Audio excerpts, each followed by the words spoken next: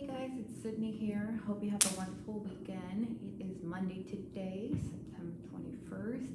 I waited the last minute to get my video going. Do apologize for that.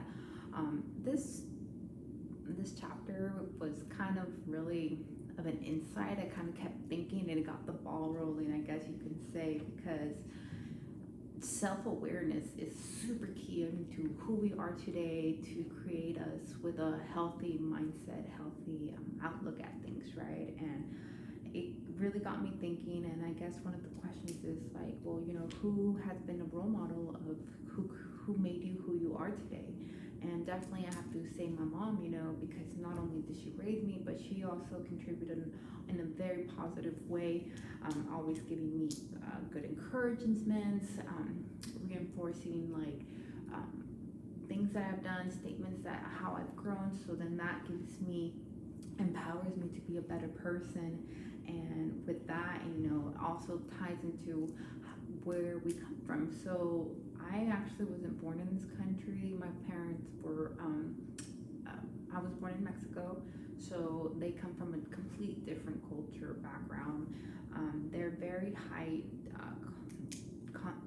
context cultured people, so very polite, don't question a lot of things, and that being said, it kind of goes hand in hand. They're more of like really getting to know an individual, making sure it's about a family, a group effort, and not so much of what we experience here now in the Bay Area, which is more of a direct connection, or where I don't really care about you, but definitely the facts that I need to know. I don't have time to spend on you, rather than, hey, you know what, I really want to get to know you. And I think those for me were key of, self-concept of who we are, and how now I am able to balance those two parts of my life, because having the extreme where you have to be completely assertive to make sure that you are heard, your opinion counts, and then at the same time not be a show-off, because now you're just being rude, right? So knowing when to balance and understanding who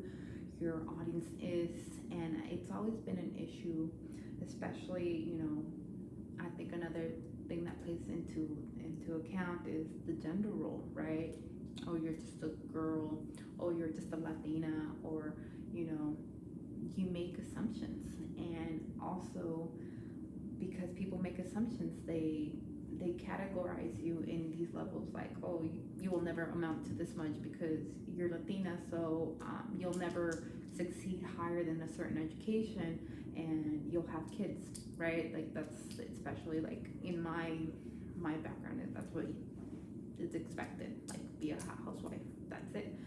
But there's a lot more, and when you try to prove that wrong because you can, and there is nothing stopping you, then better to us that we don't have to prove the statistics, right? So also the social media, who we roam ourselves around with, because if I didn't have my mom always cheering me on, I probably would have fallen into that category of your typical stereotype of going and having kids, getting married at a young age. I mean, I did get married at a young age, but I opted out to not have kids because it wasn't my time. And then I want to make sure I establish something a little better. But I think self-concept is obviously who are we, and how everything we have done, everything we have surrounded ourselves with, even social media, will continue molding us in the way of where we will continue to go. And I think this is a good baseline of getting to know ourselves, getting to know how we got started. And I hope to hear from the rest of you, and I see you around.